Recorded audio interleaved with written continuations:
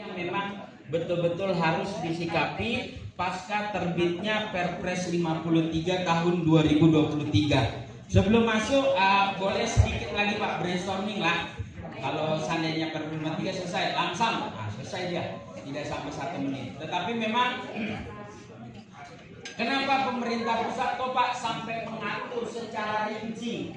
Banyak teman-teman ketika kita berbicara Perpres 533 dikatakan Pemda itu supaya sudah tidak ada lagi otonom daerah. Kenapa? Karena semua sudah diatur katanya dari teman-teman pemerintah pusat itu sendiri. Yang kami sampaikan memang ini latar belakangnya Pak. Ketika Pak Menteri menyampaikan, Menteri Keuangan Ibu Menteri mengajukan izin prakarsa berkaitan dengan Perpres 53. Pertama, terkait dengan pokok-pokok pikiran izin prakarsanya, pertama metode penetapan standar harga di daerah beragam. Jadi sangat beragam Pak terkait dengan penetapan standar satuan harga yang ada di daerah. Ada yang sifatnya dia paket, ada dia sifatnya satuan. Jadi ada yang sifatnya gelondongan, ada sifatnya dirinci. Nah, ini beragam. Yang kedua latar belakangnya besaran nominal komponen dalam pengaturan standar harga sangat bervariasi karena merupakan kewenangan daerah. Untuk saat ini kalau kita lihat terkait dengan pengelolaan keuangan daerah hanya diatur Pak bahwa terkait dengan yang namanya penganggaran harus sesuai dengan kemampuan keuangan daerah. Coba Bapak Ibu bayangkan.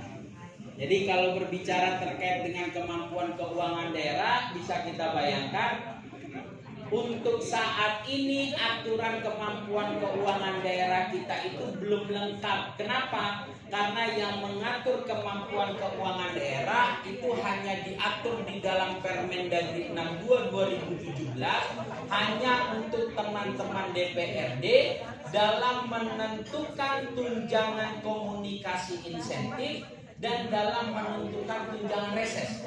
Kan seperti itu. Tapi yang tempat lain berkaitan dengan kemampuan keuangan daerah tidak ada. Ada yang APBD-nya di bawah 1 triliun dibilang kemampuan keuangan daerah, kami mampu Pak. Ada daerah yang besar dibilang Pak kami kemampuan terbatas. Jadi beragam. Jadi tergantung dari kesepakatan antara teman-teman pemerintah daerah berkaitan dengan yang namanya besaran nominal.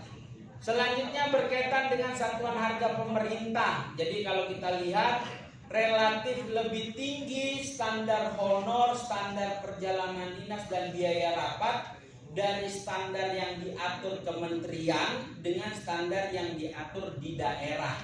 Makanya dasar inilah teman-teman dari Kementerian Keuangan mengajukan izin prakarsa dulu Pak terkait dengan Perpres 53. Ini sedikit dulu Pak latar belakangnya berkaitan dengan hal tersebut. Selanjutnya kalau dilihat itu latar belakang umum, tetapi bagaimana latar belakang secara substansi standar harga satuan regional? Katanya APBD itu sebesar-besarnya harus kita gunakan untuk masyarakat. Tapi kalau kita lihat komponen terbesar di dalam APBD tadi sudah diiakan bahwa APBD paling banyak digunakan untuk belanja pegawai. Nah ini kurang lebih 36% Pak data di dalam APBD 2018. Tapi ini karena didukung oleh teman-teman provinsi. Tapi untuk kabupaten kota itu range-nya 40, 50 bahkan 60%. Jadi diam saja Pemda itu sudah harus menghabiskan 50% dari total APBD yang kita sepakati untuk belanja pegawai. Diam saja. Waktu Covid banyak yang WFH ya sudah habis Pak untuk belanja pegawai.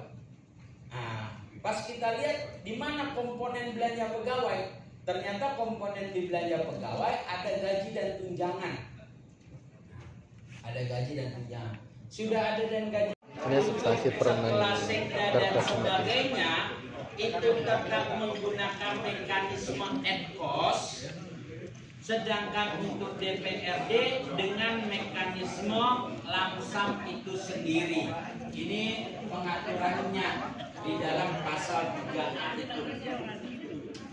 Selanjutnya Bapak Ibu dikatakan akan menunggu Permendagri. Jadi gini, Bapak Ibu lihat aturan Permendagri ini jangan serta-merta lihat di Perpres 53, tapi Bapak Ibu juga compare kepada di dalam Perpres 33 itu sendiri.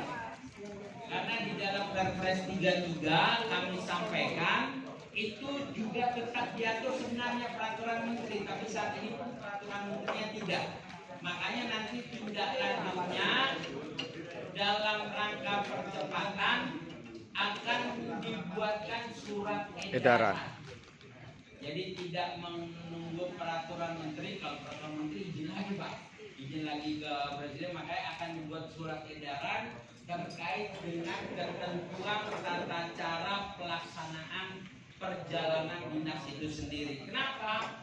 Karena di dalam pasal 2 dikatakan ketentuan mengenai pertanggungjawaban perjalanan dinas dalam negeri bagi pimpinan dan anggota DPRD secara langsung digunakan paling lambat tahun 2024. Paling lambat.